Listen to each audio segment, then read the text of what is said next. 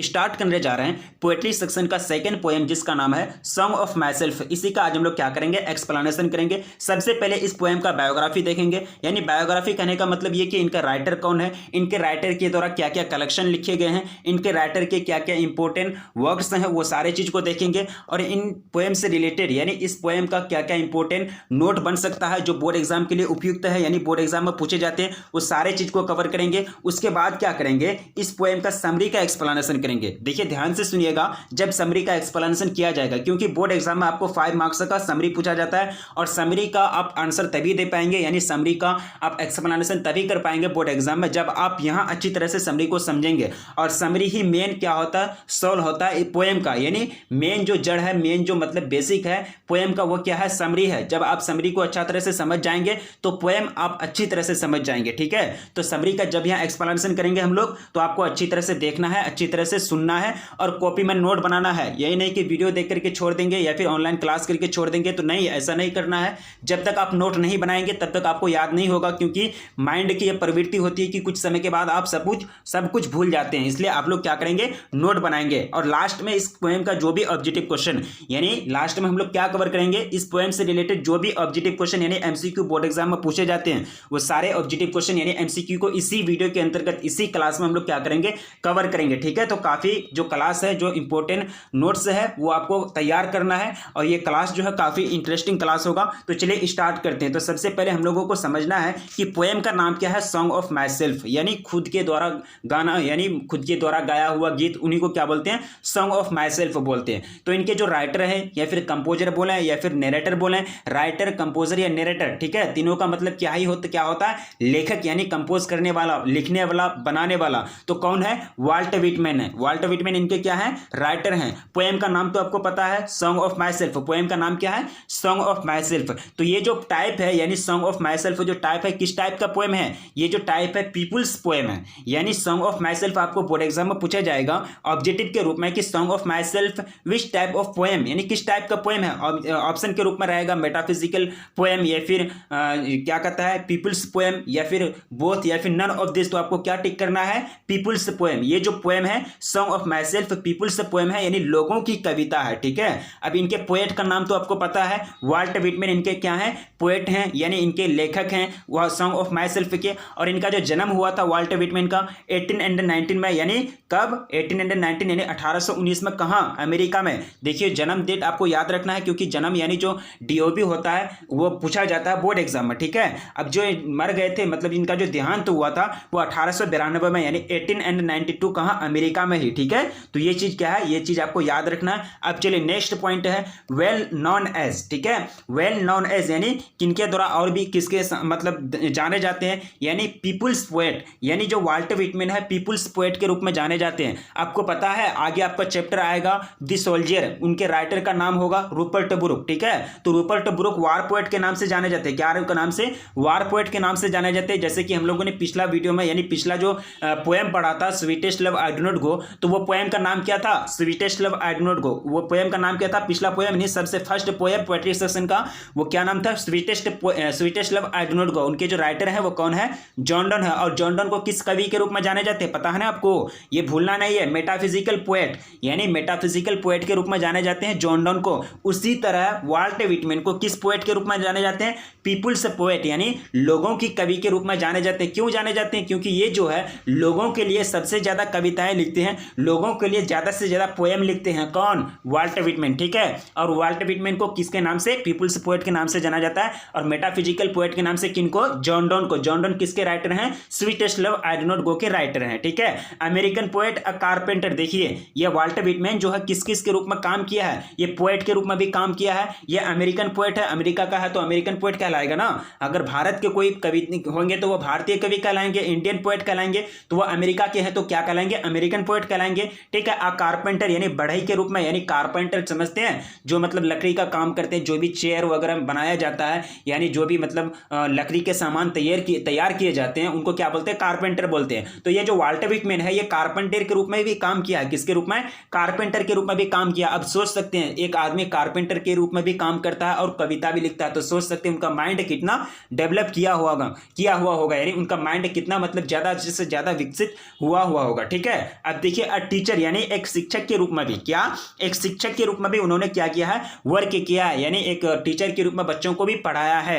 उसके बाद है अब प्रिंटर, यानी जो क्या है वो प्रिंटर व्यवसाय यानी छापने छपाई खाना को जो मशीन होता है, यानी पेपर वगैरह छपते हैं, यानी जो भी मैगजीन वगैरह छपती है वो प्रिंटर के रूप में भी काम किया। यानी प्रिंटर मशीन नहीं है, मतलब वो प्रिंटर मशीन में जाकर के जो ऑफिस है, प्रिंटर ऑफिस जहाँ छपाई खाना है, वहां भी वो क्या किया है, वर्क किया है। ठीक है, एन एडिटर यानी संपादक के रूप में भी वो काम किए हैं। ठीक है, किस रूप में, यानी एक आदमी देखिए कितना रूप में काम किया है, ये चीज आपको याद रखना है। ठीक है, वाल्टर व्हिटमैन के बारे में। अब देखिए नेक्स्ट पॉइंट है, he was volunteer nurse during the civil war. ये लाइन जो है काफी हाईलाइट लाइन है, क्योंकि ये लाइन बार बार बोर्ड एग्जाम में पूछा जाता है कि सिविल वार में जो है, यानी कि सिविल वार में वॉलंटियर नर्स के रूप में कौन कार्य किए थे। ठीक है, who was worked as a volunteer nurse in civil war during civil war. ठीक है, ये ऑब्जेक्टिव के रूप में बार बार बोर्ड एग्जाम में पूछा जाता है, इसलिए आपको याद रखना है कि वॉलंटियर नर्स के रूप में जो सिविल वार में जो काम किया था वो कौन, वाल्टर व्हिटमैन किए थे। देखिए वॉलंटियर नर्स का मतलब होता है ऐसा नर्स जो बिना पैसा लिए, बिना मतलब कुछ लिए सेवा देता है। वॉलंटियर का मतलब क्या होता है, वॉलंटियर का मतलब ऐसा मतलब काम, मतलब वॉलंटियर का मतलब क्या होता है कि बिना पैसा लिए मुफ्त में समाज को सेवा देना। अगर आप समाज में किसी व्यक्ति को मदद देते हैं या फिर समाज में किसी व्यक्ति को, किसी ग्रुप में किसी मतलब समूह को मतलब मदद करते हैं बिना पैसा लिए, फ्री में उनको मदद करते हैं, तो वह क्या कर रहे हैं, आप वॉलंटियर के रूप में वर्क कर रहे हैं। आप क्या कहलाएंगे, वॉलंटियर कहलाएंगे। यानी ऐसा वर्क, यानी वॉलंटियर जो नर्स है, यानी ऐसा नर्स जो बिना पैसा लिए देश को सेवा देता है, लोगों की सेवा करता है, उसको क्या बोलेंगे, वॉलंटियर नर्स बोलेंगे। ठीक है, इसलिए कहीं कहीं अगर प्रोग्राम में जाएंगे तो वहाँ क्या लिखा हुआ रहेगा, जो आदमी सब रहते हैं वहाँ स्टिकर लगा के रहेंगे अपने शर्ट में, वॉलंटियर मतलब क्या रखते हैं, वॉलंटियर लिखा हुआ रहता है उनका शर्ट में। क्यों लिखा हुआ रहता है, क्योंकि वहां जब भी वॉलंटियर लिखा हुआ हम लोग देख लेते हैं तो समझ जाते हैं कि ये जो आदमी है मेरा सेवा करने के लिए, मतलब है मेरे हमको जो सेवा देगा फ्री में, या मेरा खिदमत करने के लिए, सेवा करने के लिए ये है, क्योंकि इनका जो शर्ट में है वो क्या लिखा हुआ, वॉलंटियर लिखा हुआ। ठीक है,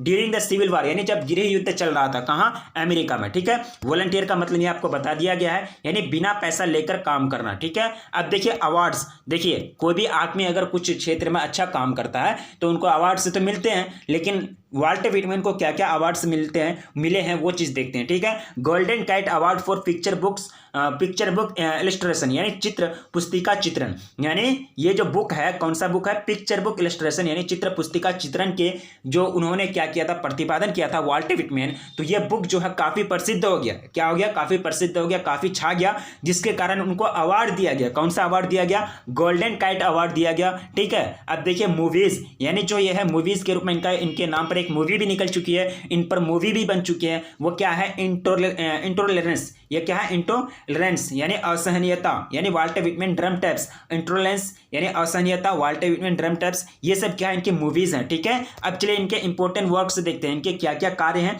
वो चीज हम लोग देखेंगे। ये क्या था, वेल नोन एज, किसके रूप में जाने जाते हैं। अब देखिए क्या क्या कार्य हैं इनके, यानी लिव्स ऑफ ग्रास 1855 यानी 1855 में इन्होंने लिव्स ऑफ ग्रास कलेक्शन को क्या किया, निर्माण किया। लिव्स ऑफ ग्रास नामक मतलब एक कलेक्शन का निर्माण किया, उसमें बहुत सारे पोएम थे। ठीक है, ड्रम ट्रैप्स 1866 में, यानी 1866 में, कब, 1866 में जो है 66 में उन्होंने क्या किया, ड्रम टैप्स का कलेक्शन जो निर्माण किया, वो भी काफी क्या हो गया, फेमस हो गया, काफी मतलब प्रसिद्ध हो गया। ठीक है, ये क्या है, इंपॉर्टेंट वर्क्स है, दो ही वर्क है, कितना वर्क है, दो ही वर्क है, दोनों वर्क को आप याद रखेंगे। Leaves of grass and drum traps किसका वर्क है, ड्रम ट्रैप्स किसका वर्क है, वाल्टर व्हिटमैन का वर्क है। ठीक है, अब चलिए सम इंपॉर्टेंट नोट्स आपको याद रखना है, क्योंकि इस पोएम से रिलेटेड जो भी ऑब्जेक्टिव क्वेश्चन, जहां भी चांस बनते हैं कि यहां से आपको क्वेश्चन पूछा जाता है, तो वहां आपको नोट के रूप में बताया जाता है। ठीक है, तो ये नोट आप याद रखेंगे। जो भी चीज वहां से, जो भी चीज इस वीडियो के अंतर्गत हम लोग पढ़ रहे हैं, इस क्लास में हम लोग कवर कर रहे हैं, अगर ये सारा चीज अगर आप याद नहीं रखते हैं तो पोएम में आपका पकड़ अच्छा नहीं हो पाएगा। ठीक है, इसलिए सभी चीज को आपको याद रखना जरूरी है। अब देखिए Walter Whitman began working as a carpenter before his 12th birthday, यानी 12th बर्थडे से पहले वो उन्होंने क्या किया था, वो कारपेंटर के रूप में क्या किया था, वर्क किया था। ठीक है, Walter Whitman is 37 years old, यानी वाल्टर व्हिटमैन कितने साल के हैं, 37 यानी 37 साल के, उनकी उम्र क्या है, 37 साल है। ठीक है, the poet celebrate himself and sings himself, यानी जो पोएट हैं वाल्टर व्हिटमैन, जो कवि हैं, वो खुद अपने आप को आनंदित करते हैं, अपने आप में सेलिब्रेट करते हैं, अपने आप को सेलिब्रेट करते हैं, किसी से कोई मतलब नहीं, अपने आप में खुशी मनाते हैं। एंड सिंग हिमसेल्फ यानी अपने आप में गाते हैं, अपने आप को गाते हैं। ठीक है, यानी अपने में गाते हैं, अपने आप को सेलिब्रेट करते हैं। ठीक है, यानी the poet celebrate himself and Singh himself.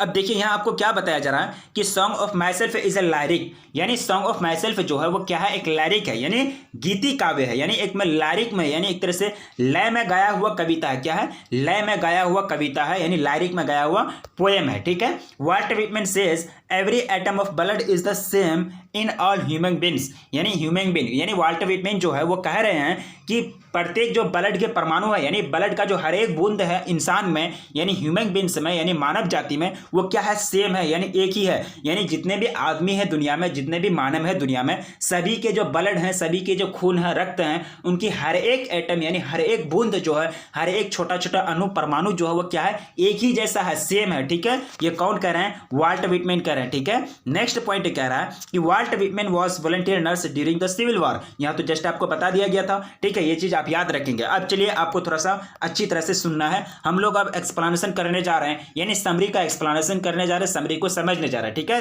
ध्यान से देखिए और ध्यान से सुनिए, इधर उधर ध्यान नहीं दीजिए। अब देखिए, song of myself has been composed by Walt Whitman, यानी सॉन्ग ऑफ माई सेल्फ जो कंपोज किए गए, किनके द्वारा कंपोज किए गए, किनके द्वारा लिखे गए, किनके द्वारा बनाए गए? वाल्ट व्हिटमैन के द्वारा बनाए गए। He was a great poet of America. सही बात है, ग्रेट पोएट है तभी अवार्ड मिला, ग्रेट पोएट है तभी उनको पीपुल्स पोएट का मतलब टाइटल दिया गया, ग्रेट पोएट है तभी उन्होंने बड़े बड़े किताब लिखे, कलेक्शन लिखे, ड्रम ट्रैप्स लिखे, लिप्स ऑफ ग्रास लिखे 1855 में, और ड्रम ट्रैप्स 1866 में लिखे। ये क्या है? छोटे आदमी का काम है, ग्रेट आदमी का काम है। ठीक है। तो ये कौन है? एक ग्रेट पोएट है। कहाँ के? अमेरिका के हैं। ठीक है। इन दिस पोएम, यानी इस पोएम में, यानी सॉन्ग ऑफ माई सेल्फ में, the poet describes his patriotic feelings, यानी देशभक्ति की भावना, यानी जो इस पोएम में जो उन्होंने कहा है, यानी वाल्ट व्हिटमैन जो इस पोएम में अपने डिस्क्राइब किए हैं, वो देशभक्ति को डिस्क्राइब किए। देशभक्ति का तो मतलब समझते हैं, यानी देश से प्यार, देश से लगाव, देश की चाहत, देश में मतलब देश के प्रति मतलब ज्यादा लगाव, देश से मतलब क्या करना, प्यार करना, देश के बारे में तारीफ करना, यानी देश के लिए जान दे देना, यही क्या है? देशभक्ति है। ठीक है। तो वो देशभक्ति की जो फीलिंग है, यानी देशभक्ति की जो भावना है, उसी को मतलब डिस्क्राइब किए हैं, उसी का मतलब चर्चा की है इस पोएम के अंतर्गत। कौन सा पोएम? यानी सॉन्ग ऑफ माई सेल्फ के अंतर्गत। ठीक है। नेक्स्ट लाइन कह रहा है, ही इज एन अमेरिकन। सही बात है, वो क्या है? अमेरिकन है। ठीक है। He thinks that we all are Americans, यानी वो जो सोचते हैं अमेरिका में, ही थिंक्स दैट, यानी वो सोचते हैं, यानी we all are Americans, we all are Americans, यानी कहने का मतलब ये है कि हम सभी क्या है? अमेरिकन हैं, हम सभी क्या है? अमेरिका के निवासी हैं। वो क्या है? सोचते हैं। ठीक है। सभी वहाँ होंगे ही, अपने आसपास के जितने भी लोग हैं वहाँ जो अमेरिका में वो रह रहे हैं, वो क्या है? सभी अमेरिकन ही होंगे ना, विदेशी तो नहीं होगा कोई वहाँ। विदेशी अगर होगा भी तो वो उनका क्या होगा, मतलब पासपोर्ट वगैरह, वीजा वगैरह के थ्रू वो गया होगा। ठीक है। वो क्या सोचते हैं? हम सभी क्या है? अमेरिकन है। ठीक है। We should not hate one another, यानी हम लोगों के बीच में जितने भी हम लोग जो अमेरिकन हैं, हम लोगों को वी शुड नॉट, हम लोगों को नहीं करनी चाहिए वन अनदर, एक दूसरों से हेट नहीं करनी चाहिए, एक दूसरों से नफरत नहीं करनी चाहिए, हम लोगों को एक दूसरे से मिलजुल कर रहनी चाहिए। ये कौन बोल रहे हैं? वाल्ट व्हिटमैन बोल रहे हैं। कौन सा पोएम में? सॉन्ग ऑफ माई सेल्फ में बोल रहे हैं। ठीक है। Here I has two meanings, यानी here I has two meanings, यानी यहाँ जो है मेरा कहने का दो मतलब है। पहला जो मतलब है, I means Walt Whitman, and secondly, यानी सेकेंडली दूसरे, पहला जो मतलब है वो क्या है? Walt Whitman, and secondly it means the people of America. ठीक है। यानी वाल्ट व्हिटमैन यहाँ जो कहने का मतलब यह है, अमेरिकन्स, या अमेरिकन्स किसको कहते हैं? यहाँ मैंने आपको बताया बहुत सारे लोग बाहर से जाके गए वैसे हैं, लेकिन यहाँ जो मतलब होगा वो किनसे मतलब होगा? ये पहला किससे मतलब है? वाल्ट व्हिटमैन से, और दूसरा किससे है? यानी मीन्स पीपल, यानी पीपल ऑफ अमेरिका, यानी अमेरिका का पीपल के बीच ये पोएम लिखा गया। वहाँ जो लोग वैसे हैं उनके बारे में यहाँ चर्चा नहीं किया गया। ठीक है। यानी वो बोलते हैं कि अमेरिकन जितने भी पीपल, अमेरिका के पीपल हैं, और हम जो है, हम लोगों को क्या करना चाहिए? मिलजुल करके रहने चाहिए। यानी क्या करना चाहिए? मिलजुल करके रहना चाहिए। We should not hate one another, हम लोगों को एक दूसरे से नफरत नहीं करनी चाहिए। ठीक है। अगला पॉइंट कह रहा है, again he tells us about his soul, यानी वो अपने मन की बात को वो दोबारा बोलते हैं। Again he tells us about his soul, यानी अपनी मन की बात को, अपनी आत्मा के अंदर उनके मन में जो भी चल रहा है वो चीज़ को वो दोबारा बोलते हैं, दोबारा हम लोगों से कहते हैं। ही ऑब्जर्व हिज सोल्स, यानी वो अपनी सोल का, यानी अपनी आत्मा के अंदर झांक करके देखते हैं। देखिए कहीं कहीं आपको हिंदी लाइन भी मिलेगा। हिंदी लाइन क्यों दिया गया? क्योंकि आपको समझ में नहीं आएगा जल्दी। ठीक है। इसलिए आप लोगों को बेहतर समझने के लिए कहीं कहीं हम हिंदी भी ऐड कर दिए। ठीक है। ही ऑब्जर्व हिज सोल्स, यानी अपनी आत्मा के अंदर, यानी अपने अंदर वो झांक करके देखते हैं। कौन? यानी सॉन्ग ऑफ माई सेल्फ के राइटर कौन सॉन्ग ऑफ माई सेल्फ के राइटर हैं? Walter Whitman. ठीक है, नेक्स्ट पॉइंट है the soil and the air of America have formed his blood. यानी कहने का मतलब ये कि वो अपने अंदर झांक करके देखते हैं और उनको ये नजर आता है कि यहाँ जो सोइल है यानी मेरी जो आत्मा है और अमेरिका को जो हवा है ये हवा किससे बना है? ब्लड से बना। ठीक है, यानी the soil and the air of America have formed his blood, यानी उनकी जो आत्मा और हवा है अमेरिका की वो किससे बना है? उनकी ब्लड से बना है, उनकी रक्त से बना है। यानी अमेरिका की हर एक हवा यानी वहाँ का वातावरण, वहाँ का माहौल और उनके आत्मा का जो निर्माण हुआ है उनके ब्लड से यानी उनके रक्त से हुआ है। ये कौन कहते हैं? ये कौन ऑब्जर्व करते हैं? वाल्टर विटमैन करते हैं। ठीक है, the poet emphasis equality. Emphasis का मतलब होता है जोर देना। इम्फेसिस का मतलब क्या होता है? जोर देना, अपनी बात पर जोर देना। नहीं यही सही है, नहीं यही सही है। द पोएट एम्फेसिस इक्वलिटी, यानी इक्वलिटी का मतलब क्या होता है? समानता। यानी वो क्या करते हैं? समानता को बढ़ावा देते हैं, समानता पर जोर डालते हैं। ठीक है, वो कहते हैं कि सब व्यक्ति समान है। अमेरिका में जितने भी लोग हैं वो क्या है? सब समान है, सब इक्वल है। कोई एक दूसरे के मतलब ज्यादा नहीं है या फिर कोई एक दूसरे से कम नहीं है, सब कोई आपस में इक्वल है। इसलिए वो क्या करते हैं? इक्वलिटी को बढ़ावा देते हैं। कोई किसी के रूप में, कोई किसी को आधार मानकर काले या फिर गोरे के रंग के रूप में या फिर अमीर या गरीब के रूप में किसी के बीच में मतलब कमी नहीं होनी चाहिए, हेट नहीं होनी चाहिए या फिर कोई अंतर नहीं होनी चाहिए, कोई मतलब भेदभाव नहीं होनी चाहिए। सब क्या है? आपस में क्या है? इक्वल है। ये बात को बढ़ावा देते हैं, ये बात पर जोर डालते हैं। कौन? Walter Whitman. ठीक है, he declares that he will not have any connection with religion and its saints and philosophers. देखिए यहाँ कहने का मतलब ये हुआ, अब ये देखिए यहाँ इनको शक हो गया कि हम जो इतना अच्छी बातें बोलते हैं तो हम इतना अच्छी बातें क्यों बोलते हैं? तो वाल्टर विटमैन ये भी बोलते हैं कि मेरा जो है कोई कनेक्शन नहीं है विद अ रिलीजन, मेरा कोई धर्म से कोई कनेक्शन नहीं है, एंड सेंट्स एंड फिलोसफर। ठीक है, यानी संत और दार्शनिक, यानी धर्म के क्या होते हैं? संत होते हैं, दार्शनिक होते हैं। मेरा कोई दार्शनिक से संबंध है, ना ही मेरा कोई संत से संबंध है, ना ही मेरा कोई रिलेशन से, यानी किसी से रिलेशन है, कोई धर्म से, कोई रिलीजन से, कोई धर्म से मेरा कोई ताल्लुक है, कोई रिलेशन है, कोई संबंध है। ठीक है, ये बात को डिक्लेयर करते कौन? Walter Whitman. क्योंकि बहुत सारे लोग ऐसे होते हैं, कहते हैं, उन पर इल्जाम लगा दिया जाता है कि ये मतलब कोई धर्म का प्रचार करता है। कहीं के उनको कहीं लगा होगा वाल्टर विटमैन को कि हम लोगों को लोग ये रूप में तो नहीं देखते हैं कि हम कोई धर्म का प्रचार करते हैं या फिर कोई संत या फिर कोई दार्शनिक का दर्शन को फैलाते हैं। ठीक है, इसलिए वो ये बात को डिक्लेयर कर देते हैं, कंफर्म कर देते हैं कि सुन लो, मेरा कोई कनेक्शन नहीं है कोई रिलीजन के साथ, मेरा कोई कनेक्शन नहीं है दार्शनिक के साथ, मेरा कोई कनेक्शन नहीं है संत के साथ। ठीक है, हम क्या करते हैं? इक्वलिटी को बढ़ावा देते हैं, हम सभी लोगों को इक्वल मानते हैं, हम एम्फेसाइज करते हैं, यानी द पोएट एम्फेसाइज इक्वलिटी, हम समानता को बढ़ावा देते हैं, हम समानता के साथ है। ठीक है, और हम लोग जो अमेरिकन हैं, हम सब लोग क्या हैं? इक्वल हैं। और हम सभी लोगों को क्या करनी चाहिए? हेट नहीं करनी चाहिए, एक दूसरे से हेट नहीं करनी चाहिए, मिलजुल करके रहनी चाहिए। ठीक है, ये कौन बोल रहे हैं? वाल्टर विटमैन को बोल रहे हैं। ठीक है, यही अपनी मतलब देशभक्ति की बयान कर, यही तो देशभक्ति है ना। यानी देश में जितने भी लोग हैं सभी को इक्वल मानना और देश के लिए अच्छा बात बोलना, देश के साथ खड़े रहना, यही तो देशभक्ति है। इसी को क्या बोलते हैं? देशभक्ति बोलते हैं। ठीक है, ही इज 37। इसलिए देशभक्ति, बहुत सारे लोग ऐसे समझते होंगे कि देशभक्ति सिर्फ बॉर्डर पर जाके लड़ो, फौज के रूप में या फिर सैनिक के रूप में बॉर्डर पर जाके लड़ाई करो, ये भी देशभक्ति नहीं है। देशभक्ति का रूप अलग अलग है। देशभक्ति के रूप में आप क्या कर सकते हैं? लोगों का, देश का भलाई कर सकते हैं। देश में कहीं कहीं गरीबी है तो वहां जाकर के आप भलाई कर सकते हैं, देश के बारे में अच्छा सोच सकते हैं, ये भी क्या है? देशभक्ति है। ठीक है, सिर्फ माइंड में बसा हुआ कि फौजी बनो या आर्मी में जाओ तभी देश की सेवा करो, यही देशभक्ति है। नहीं, देशभक्ति करने का बहुत सारा रूप है, लेकिन देशभक्ति करने का रूप बहुत सारा है, जिसको यहां क्या करते हैं? बयां करते हैं वाल्टर विटमैन, अमेरिकन पोएट। ठीक है, किस पोएम में? सॉन्ग ऑफ माई सेल्फ में। अब चलिए नेक्स्ट लाइन कह रहा है, ही इज 37 ईयर्स ओल्ड, यानी उनकी जो उम्र है वो कितना है? 37 है, यानी 37 साल की वो उम्र है। उनकी उम्र क्या है? एज क्या है? 37 है। पूछेंगे बोर्ड एग्जाम में ऑब्जेक्टिव के रूप में, यानी वाल्टर विटमैन कितना एज का था? ठीक है, उनकी उम्र कितना थी? तो 37 ईयर्स आपको याद रखना। ठीक है, old yet he is healthy, यानी मतलब कह रहा है कि 37 यानी 37 साल का हो गया फिर भी वो क्या था? हेल्दी था, मतलब स्वस्थ था। ठीक है, अभी 37 साल का आदमी को देखिएगा कि थोड़ा बहुत क्या लगता है? मेडिसिन लेने लगता है, तरह तरह की बीमारी होने लगती है, लेकिन 37 साल के होने के बावजूद भी वाल्टर विटमैन क्या थे?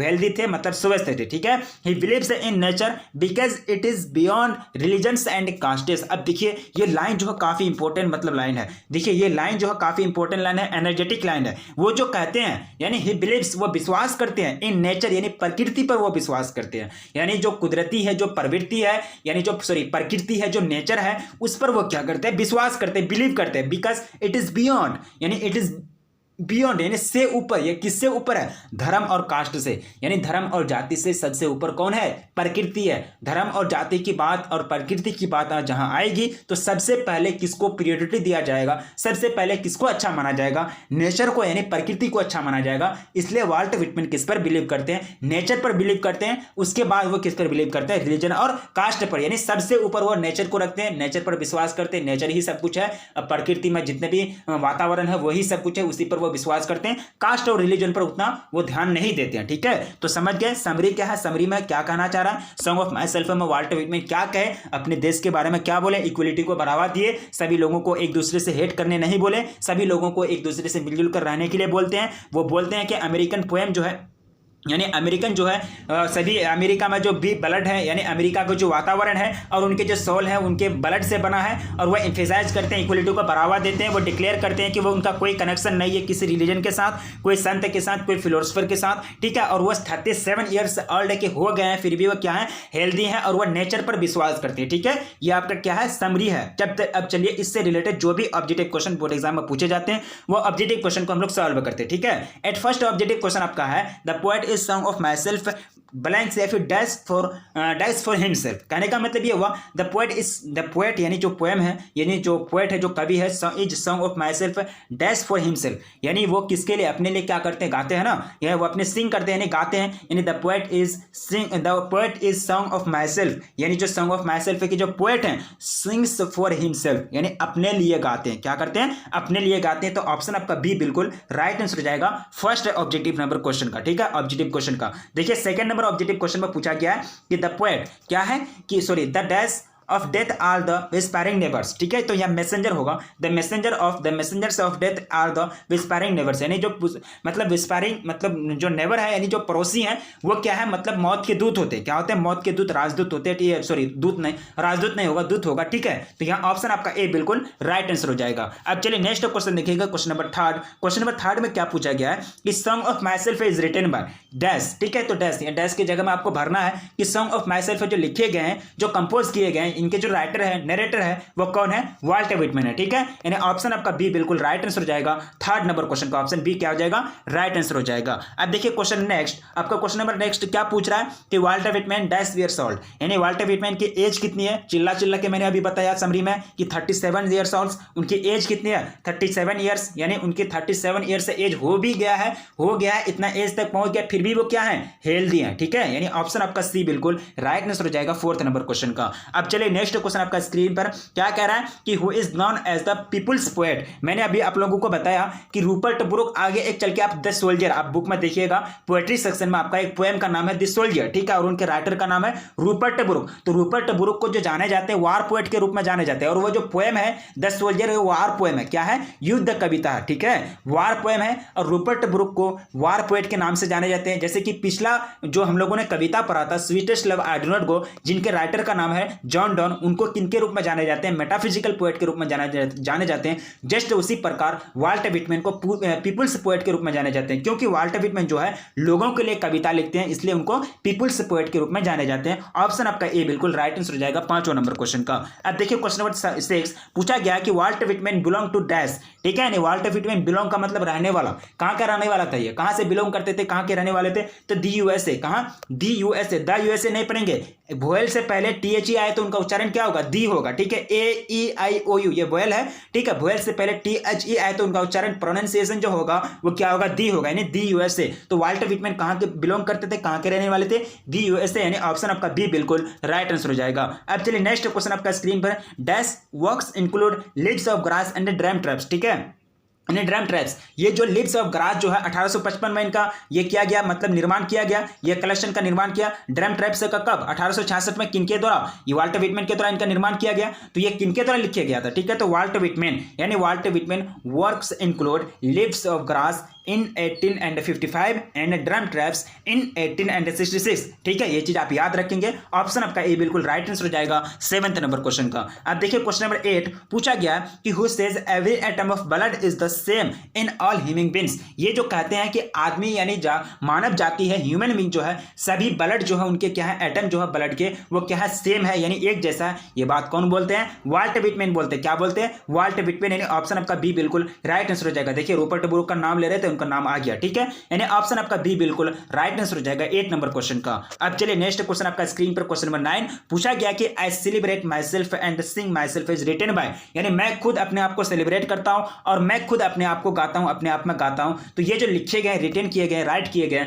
तो वाल्ट विटमैन के द्वारा राइट किए गए। ऑप्शन आपका ए बिल्कुल राइट आंसर हो जाएगा 9th नंबर क्वेश्चन का। अब देखिए क्वेश्चन नंबर 10 पूछा गया कि हॉपिंग टू सीज, क्या है hoping to cease not till death is a line from dash. तो ये जो लाइन है यानी hoping to cease not till death is a line, यानी हॉपिंग टू सीज यानी मरते दम तक उम्मीद रखनी चाहिए, ठीक है, मरते दम तक क्या रखनी चाहिए, उम्मीद जो है, होप जो है वो सीज नहीं होनी चाहिए। नॉट टिल डेथ, ये जो मतलब मरते दम तक यानी मृत्यु तक जो मतलब होप है, जो उम्मीद है इंसान की, वो क्या होनी नहीं चाहिए, सीज नहीं होनी चाहिए। मतलब उम्मीद जो है होनी चाहिए मरते दम तक। बोलता है ना कि जब तक इंसान जिंदा है तब तक उनको उम्मीद रखनी चाहिए। जब तक इंसान पृथ्वी पर है वो अपने आप पर उम्मीद रखेगा, क्योंकि उम्मीद जो है, उम्मीद पर ही दुनिया कायम है, उम्मीद पर ही दुनिया जो है, ये वर्ल्ड जो है टिकी हुई है, ठीक है, यानी ऑप्शन आपका क्या हो जाएगा, ऑप्शन आपका ए बिल्कुल राइट आंसर हो जाएगा। ये जो लाइन लिया गया है सॉन्ग ऑफ माई सेल्फ से लिया गया, ठीक है। अब नेक्स्ट पॉइंट देखिए question number 11 hoping to cease not till death is a line from, देखिए सेम लाइन ले लिया गया, ठीक है, सेम लाइन, तो इसका राइट आंसर क्या हो जाएगा,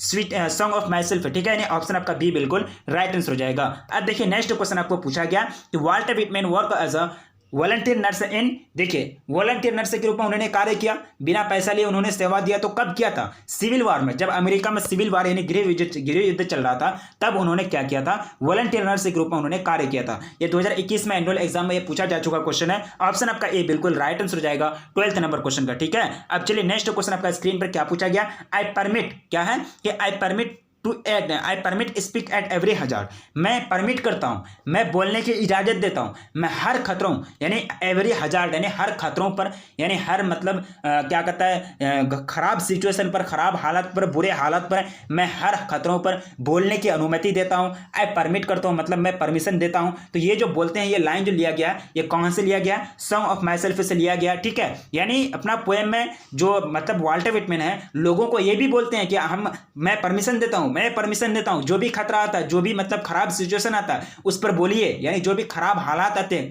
यानी जो स्थिति जो होती है वो बद से बदतर हो जाती है देश की, उस स्थिति पर आप लोग बोलिए, ये अनुमति देते हैं। कौन देते हैं? यानी वाल्टर विटमैन देते हैं, अपने पोएम के माध्यम से लोगों को बोलते हैं, लोगों को अपने लोगों तक संदेश पहुंचाते हैं, ठीक है। तो ये जो लाइन लिया गया, ये कहां से, सॉन्ग ऑफ माई सेल्फ से लिया गया है। ऑप्शन आपका ए बिल्कुल राइट आंसर हो जाएगा 13 नंबर क्वेश्चन का, ठीक है। तो टोटल कितना, 13 क्वेश्चन यानी 13 ऑब्जेक्टिव क्वेश्चन इस पोएम से रिलेटेड बना, जो हम लोगों ने इस वीडियो के अंतर्गत कवर किया, ठीक है। तो काफी इंपॉर्टेंट है। तो यहाँ लास्ट में क्या लिखा हुआ थोड़ा दिखा देते हैं आप लोगों को। यहाँ क्या लिखा हुआ, द एंड, ठीक है, मतलब आपका जो पोएम है उसका समरी और उसका biography plus objective question complete हो गया। आगे आपका सब्जेक्टिव क्वेश्चन आएगा, क्या आएगा, सब्जेक्टिव क्वेश्चन आएगा। तो सब्जेक्टिव क्वेश्चन तभी आप कर पाइएगा, तभी आप देख पाइएगा जब चैनल को आप सब्सक्राइब कीजिएगा, ठीक है। चैनल को सब्सक्राइब कर लीजिए। वीडियो को जो अभी तक लाइक नहीं किए हैं, कंजूसी किए, तो प्लीज कंजूसी नहीं कीजिएगा, क्योंकि मेहनत जो है काफी लगती है एक वीडियो बनाने में, ठीक है। तो वीडियो को लाइक कर दीजिए और अपने दोस्तों में एक बार जम करके शेयर कर दीजिए, क्योंकि अच्छी तरह से शेयर करेंगे उनको भी थोड़ा सा फायदा पहुंचेगा। तो हम लोग थोड़ा सा रिवाइज कर लेते हैं। ऑब्जेक्टिव क्वेश्चन हम लोगों ने पढ़ा टोटल 13 यानी 13 ऑब्जेक्टिव क्वेश्चन इस पोएम से रिलेटेड बोर्ड एग्जाम में ज्यादा से ज्यादा पूछे जाते हैं, यानी ज्यादा से ज्यादा 13 ऑब्जेक्टिव क्वेश्चन, सब तो नहीं पूछे जाते, मतलब 2-4 तो इससे पूछे जाते हैं, जो भी संभावना बनती है वो सारा ऑब्जेक्टिव क्वेश्चन को हम लोगों ने कवर किया। समरी को अच्छा तरह से हम लोगों ने समझा, ठीक है। उससे पहले हम लोगों ने इस पोएम का क्या किया, नोट्स को समझा। उससे पहले हम लोगों ने इसका इंपॉर्टेंट वर्क्स क्या उसको समझा। उससे पहले हम लोगों ने इसका इंपॉर्टेंट कार्य क्या है, इनको किन यानी वाल्टर विटमैन को किस रूप में जाने जाते हैं वो चीज हम लोगों ने समझा। कारपेंटर के रूप में, यानी टीचर के रूप में, प्रिंटर के रूप में, एडिटर के रूप में, वॉलंटियर नर्स के रूप में, पीपुल्स पोएट के रूप में, सारे रूप में जाने जाते हैं, उसको हम लोगों ने पढ़ा। पोएम क्या है, सॉन्ग ऑफ माई सेल्फ किस टाइप का पोएम है, पीपुल्स पोएम है। वाल्टर विटमैन क्या है, इनके राइटर हैं। तो song of my self chapter 2 यानी सेकंड पोएम पोएट्री सेशन का आपका एंड हो गया। तो प्लीज वीडियो को लाइक कर दीजिए, अपने दोस्तों में एक बार जम करके शेयर कर दीजिए। चैनल को सब्सक्राइब नहीं किया तो प्लीज चैनल को सब्सक्राइब कर लीजिए। रखिए अपना ख्याल, मिलेंगे फिर नेक्स्ट क्लास में, तब तक के लिए जय हिंद।